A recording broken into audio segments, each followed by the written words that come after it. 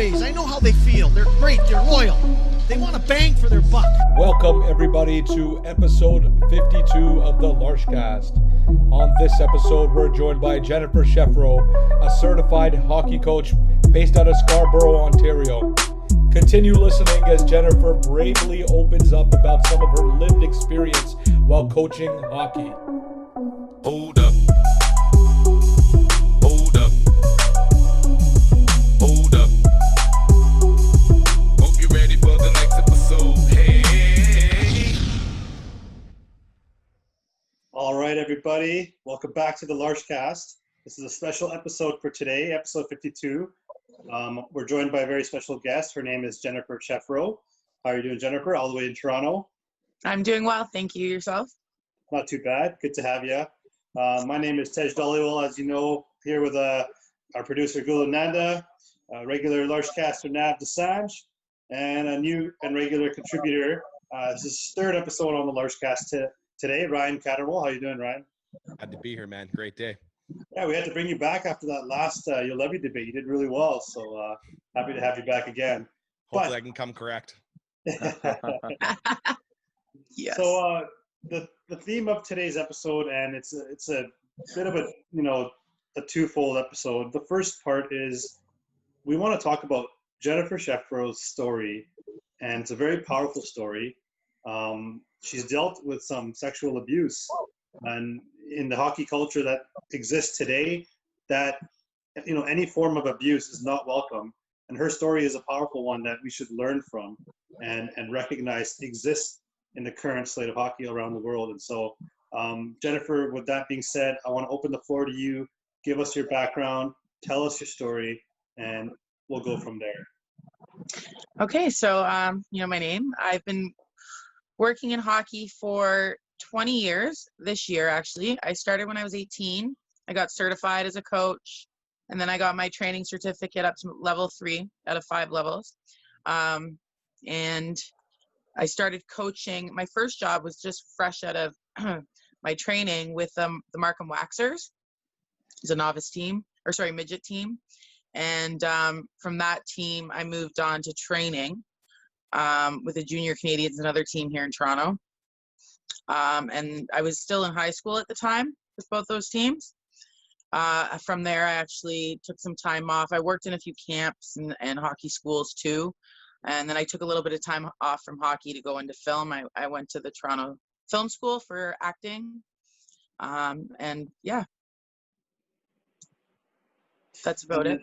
And then so from that background in hockey, take us through your first, encounter with abuse, and also in your recent blog post, you wrote a more detailed encounter where you were offered a role, a position, a promotion really on the basis that you did something, and that abuse that we want to talk about. So tell us that story. I don't want to say the details. I want you to be able to tell us. And okay. Well, I focus.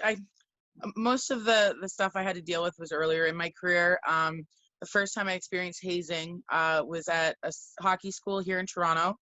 I had the owner of the camp also trained or was an agent, or I can't remember the details, but he had a bunch of NHL players and up and coming NHL players that were drafted that would be playing the following season. So he'd have a rink for them to come out and practice on and play on, aside from the other rinks that were used for the school. And I was technically like the manager of the school, and I took care of everything off the ice. And then I coached the games at the end of the day, each day. The owner sent me with a case of Powerade to the dressing room of those NHL players. And I knocked on the door. I never go in because obviously as a girl, they called, just give us a second and bring it in. I walked in and they were all butt naked standing in a line. And I was 18 or 19, just 19, somewhere around there. And it was like, it was really embarrassing and awkward. I'm younger, like they're my age or a bit older. And I handled myself well. I went in, I looked each one of them up and down and handed them their drink and then walked out. When I left, I collapsed and realized what I just faced and kind of let it go, because from what I knew growing up, it was just part of the hockey culture.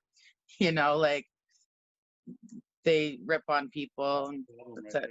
So after that, I was working on a team as an assistant coach, and the general manager brought me into his office to like give me a progress report. 'Cause again, I was new in hockey, coaching primarily, and he started off really cool, saying that we like the direction you're going. We want to bring you up to head coach, and to make that transition easier, we could make it happen if I performed oral sex on him. He said it in different words, but yeah, that was probably like a big like slap in the face, because I did not know how to respond to that at all. I just looked at him. I was 21. I didn't know how to respond to that, so I just left and didn't say anything, didn't respond back or call. And the day before I was due back on the ice, I was fired. Wow. So. And how old were you at that time? I was 21. 21, I think. Yeah, jeez. You know, I mean, there's just like there's not really anything you can say other than that's terrible. That shouldn't happen.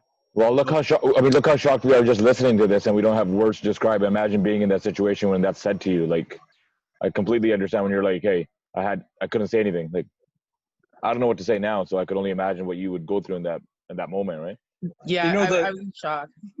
I mean, the dynamic of human-to-human interaction, just even like a decade ago, 20 years ago, was quite different than it is now. Now we, as people, have a platform to speak up. And thank you, Jennifer, for sharing your story with us. And I'm sure that it wasn't very easy for you. But, for our listeners who might have not had a chance to read your blog post, we wanted to bring this to the forefront. And I want to thank you once again for sharing your story. How has the dynamic changed for you recently? Do you find it easier to navigate the hockey world? No, I still deal with a lot of misogyny and sexism, and like men. I have a lot of there's a lot of egos in the hockey world. Players, coaches, front office, it's all there. Even media, I'm sure you guys know. And kind of trying to fit in to the club, and it hasn't been easy, especially when I get better results or better results from the players if I, being the assistant coach, moved up to the head coach in one situation, or just the parents coming to speak to me rather than, and the jealousy kind of forms, and it kind of kills the chemistry between me and the rest of the coaches. Mm-hmm. So it's I can't do what I meant to do without worrying about stepping on people's toes. Mm-hmm. So Jennifer, can I ask? Sorry, I'm just curious. Do you feel like the culture has changed enough that you felt comfortable telling your story now, or was it more of a enough is enough sort of a situation? No, I mean, I think it was more because hockey culture is being attacked, and I love hockey culture. Not all of it, but there's bad in everything, in every walk of life, in every culture. There's bad. So if we can't focus on the bad, if we focus on the bad, we get sucked into it. So for me, I tend to not focus on that, but I've seen everybody attacking the players and the hazing and the sexual abuse between players and or racism, whatever. And I'm well, there's another side that nobody's talking about. So I decided to talk about it. Well, Jeff, I want to ask you, did you reach out to anybody at the time? Or no, I didn't even tell my mom most times, actually, or my parents. My dad played hockey. I was kind of embarrassed. I didn't want to hear, well, if you're having problems, maybe this isn't for you. You know how parents are protective. Yeah. So I just kept it to myself, really. Told some friends, wrote it in my journal, and, went on with my life. You've been sitting on this for quite some time. Obviously, you wrote it in your private journal, I think you said, but now in a public blog and, with the culture on blast, so to speak, how did you deal with internalizing this much pain and the emotions that went with having this in the background and knowing that you've grown up dealing with this, and then, you know, knowing that there's tons of women out there that are probably still dealing with it, and, you know, all the daughters and sisters out there, you know, even mothers. I mean, how did that internalization process, you know, go for you? And did you at all think about speaking out before? Oh, I've been writing a book for years, and Oh, wow. Okay. it's got all the stories. There's a lot missing. It goes up to a really high level, high profile even, but I'm not ready to go that deep. But I do plan on publishing like my hockey story once I like achieve my dream. So it's not all bad, of course. But it was like, I don't know, like, wasn't even like enough's enough. It was just literally like, here's an opportunity. People are listening. People are talking. Maybe I can inform them on a different, like I said, a different area that people, and I'm sure there's other women that have dealt with this. Mm-hmm. I'm sure there's women that have had great experiences, but you know, I thought it was fair to make people be aware about everything and not just one side of. What would you say to women that may still be going with this, women that may still be dealing with this and, you know, going through this, and even though the hockey culture is, so to speak, on blast, it's not going to change overnight, and different areas around the world, maybe not as, you know, populated, you know, cities that aren't as populated, and different places, that there's still going to be some predatorial, you know, behaviors. So what would you say to women and in those situations that may not be able to? Probably to talk to people, talk about it. Like, find someone within the organization that you can trust, maybe another female, and go from there. But most importantly, don't let it affect like the direction of where you want to go. So for me, like my dream's still alive and well. And I all of these things should have been like, no, Jen, this isn't for you. Stop. Like the universe is against you. It's not like there's too much resistance here. But all of that just made me want it more. Because it's like, you guys are going to say, well, you can't do this. We're going to mess around with you. We're going to play with your mind and make you feel unworthy. But no, I'm going to show you all that here I am, and I'm probably going to have more success than you. And these are to the ones in the past that I dealt with. Right. So do you think, I want to make sure I word this the right way. What are some things that you drew on going through all of this that help you maintain your love of the game?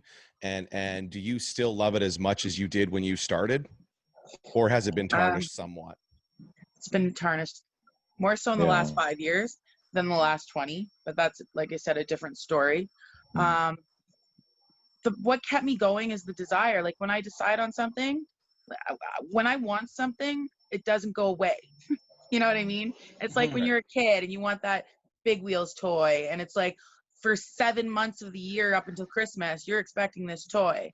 You know what I mean? It doesn't change. You want that. It's happening. So the same thing with me. It's just, I was, 11 years old. I got a diary for my birthday because I'm a big writer like that. And I wrote kind of like a bucket list before bucket list was a thing. And I said, I want my name on the Stanley Cup as coach. So here I am. You showed a lot of perseverance, Jennifer. Yeah. A lot of grit. Absolutely. Very, very brave too. I mean, I just want to, I want to say ask a few more questions, say a few more things on this. But you mentioned you still have dreams. Can I ask you what they are? And well, I want to coach in the NHL. You want to I coach? want to win a cup. I want my name on the cup. I want to have my own hockey school. I want to work with athletes, primarily hockey players, but I could I've been in an abundance of sports myself. So the spectrum's big, but I want to deal with like the mental aspect of sports and I just want to motivate people to, like children, to stay in hockey and pursue it. Like, I just love it so much. I think everybody should be doing it, watching it. You know what I mean? So I'm just an advocate. I just want to keep pushing towards that. So as men, okay, we grew up especially as a South Asian male, I'm speaking just on my behalf here. Ryan's not South Asian, obviously, but as a South Asian male, I grew up in, an environment where there's still a strong sense of patriarchy.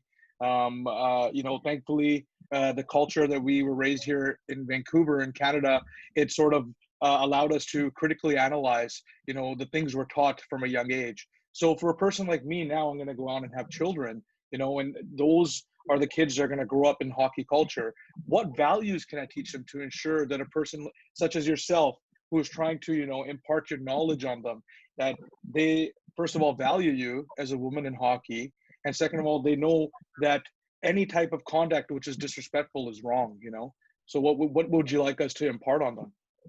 I mean, just teach them to be kind to one another, to everyone, not to judge, and not to be afraid to speak their minds and to be themselves. And if there is a problem, talk about it. But the biggest thing is be kind. The only thing you can do, that's the only thing we can do for our children in any situation, is teach them kindness and acceptance to like all different races. And, like my parents, for example, my stepdad,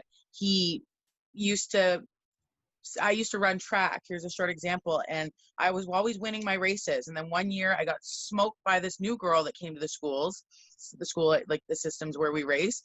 And she was a black girl. I went home bawling my eyes out. I'm like, I lost, da, da, da, da, da. My dad so carefully said, well, it's not your fault. Black people have an extra bone in their foot. It makes them run faster. You know what I mean? So it wasn't true. I was young, right? He was trying to make me feel better without making me develop a hate for someone that was new to me. Do you understand what I'm saying? So just showing acceptance to others and kindness is what you got to do. We just have to stop seeing people by their color or by their sex and just treat them as humans, because at the end of the day, everybody has a brain, everybody has a soul, and that's what we should see, and a heart, and essentially those three components are what make up humans. And anything else is external and it's irrelevant. It's the color of your skin doesn't matter. It's what is inside of you that matters. And hockey culture is just one of those cultures that exists around the world that needs to change and recognize that. And we already know the old school mentality that hockey represents, the old shut your mouth and just play and respect everything that's already in place. Well, that doesn't work anymore. That's not going to fly. You have to, strengthen the foundations of a weakening structure whenever you see cracks, and Right. sometimes you have to tear it down to do that. And no matter what the end result is here, we're going to build anew, and it's going to be a much better culture, a safer place for everybody, and especially for women and those victims of abuse.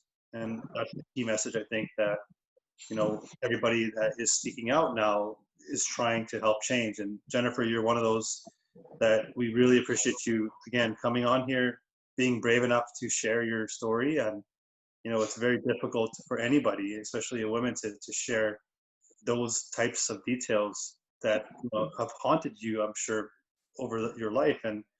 But I hope you gain some strength and conviction going forward, being able to speak your truth and seeing the support that everybody has for you, and including us, the LarschCast family. We're proud to be in your corner now, Jennifer, and Thank you. Absolutely. you are a part of our family now too, for being on here and sharing your story. I mean, that's part of the whole thing of having a platform, is using that platform to do good, and we're proud to be able to take part in that. And again, Jennifer, thank you so much for joining us to share your story. Thank you. We're gonna end episode 52 on that note. But Jennifer, if you want to stick around for episode 53, we'll talk some hockey, and we'll talk about the hub cities and everything going on with Vancouver. But for now, thank you for listening to episode 52, everybody. Make sure you follow LarschCast on Instagram and Twitter @LarschCast. And I was going to release some information about a contest. I'll save it for next episode, just because I got two things to announce. So that's it for episode 52. Thank you again, Jennifer. Thanks, everybody.